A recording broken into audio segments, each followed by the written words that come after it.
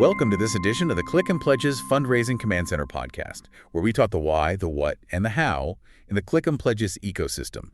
Today, we are doing a really critical deep dive. We're focusing on the what, and specifically, we're tackling one of the most persistent, headache-inducing challenges for pretty much every nonprofit administrator out there. Oh, absolutely. Data corruption. Data corruption caused by duplicate contacts. And you might think, data cleanup is just tedious work, but it really impacts everything, doesn't it? It does. It hits donor trust, your ability to personalize communication, and, ultimately how well you can even fundraise. So that's what we're digging into. And what's fascinating here, I think, is getting to the root cause, which is just the almost unlimited number of variations in human data entry. Every single time a donor gives online or calls in or fills out a form, there's a chance for a new little twist on their identity. A new typo, a new nickname. Exactly. So we're going to show you how our system, which we've developed over, 15 years now, manages that chaos. We use a feature called temporary contacts and the power of progressive learning to make sure you maintain truly clean data.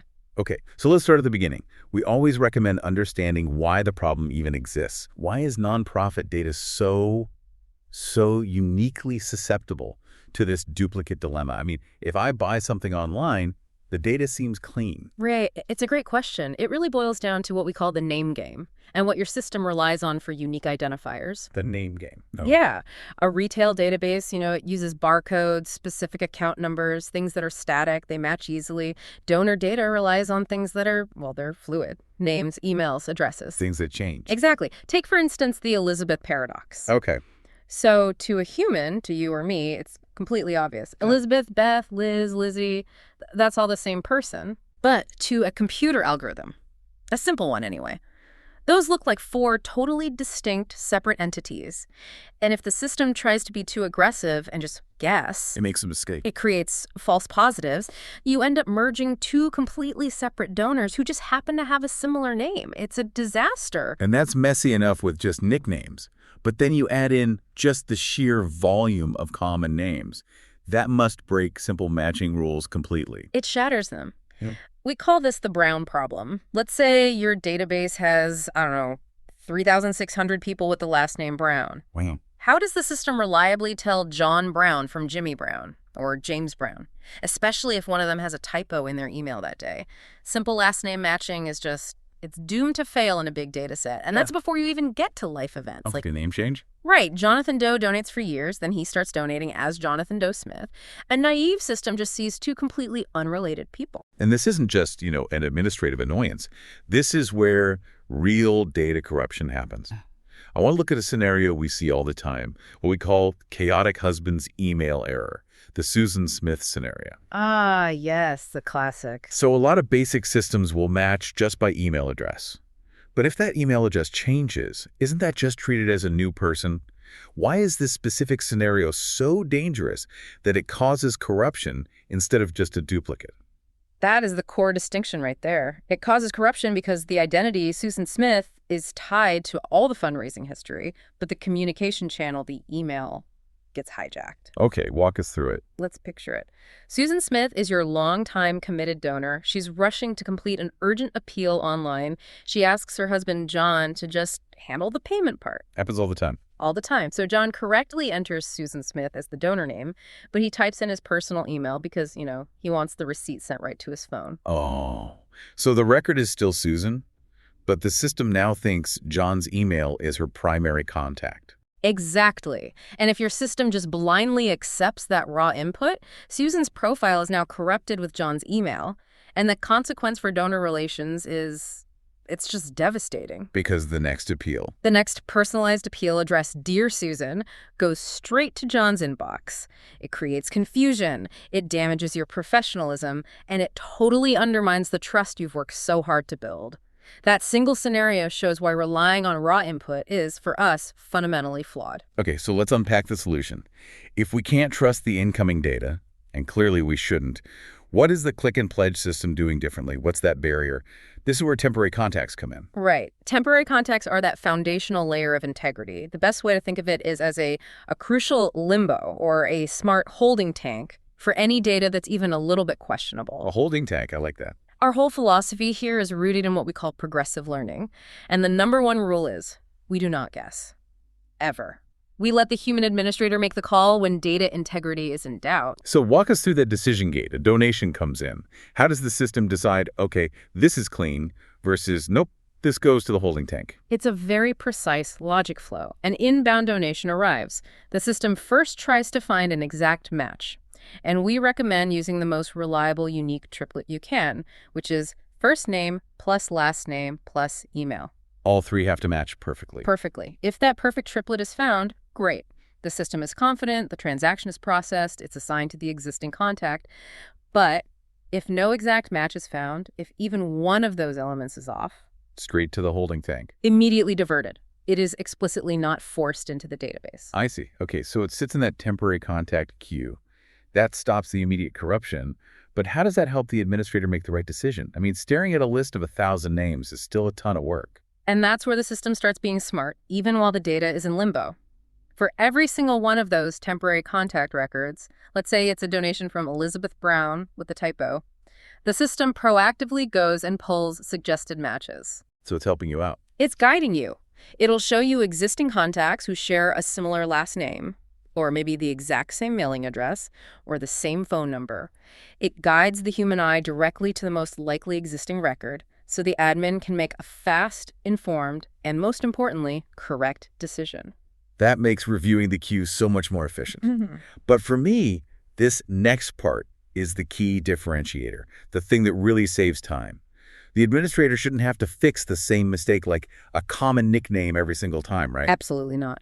So how does the software learn from that one human correction to make itself permanently smarter? That is the whole beauty of the progressive learning engine. We call the tool that does it the alias mechanism.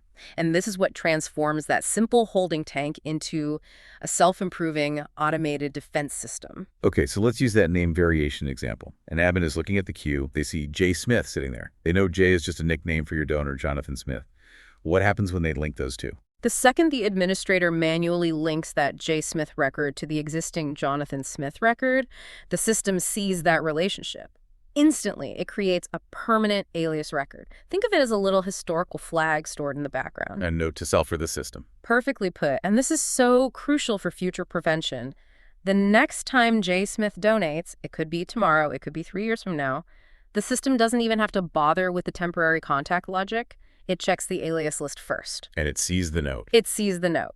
It recognizes J. Smith as a known alias for Jonathan Smith, bypasses limbo entirely, and automatically assigns that donation right to Jonathan. The human never has to touch that specific variation ever again. That's where you start to see massive time saving. That is truly powerful. But let's be real. Administrators are busy. Sometimes that temporary contact list gets ignored for a week, maybe even a month.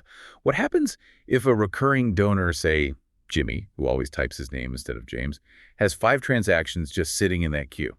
Does the admin have to fix all 5 manually? No, and that would defeat the whole purpose of the automation. We know that workflow reality. This is where we introduce the concept of the self-monitoring maintenance mode and batch processing. The ripple effect. The ripple effect, exactly. It ensures the system cleans its own backlog based on your one single action. So how does that work? So you have those 5 transactions from Jimmy sitting there. The administrator only needs to resolve the first one. That's it. Once that first record is matched, linking Jimmy to James, the system understands that relationship forever.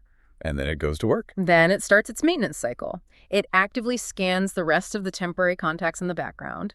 It sees the other 4 pending transactions are also from Jimmy and says, hey, I know how to solve this now. Within minutes, it automatically processes and assigns the other 4 transactions to James. The batch gets cleared based on one human decision. That saves exponentially more time. Okay, let's talk about the bigger picture of data hygiene. We suggest this philosophy of never deleting data without explicit instruction. Why is retaining that history so critical for a nonprofit?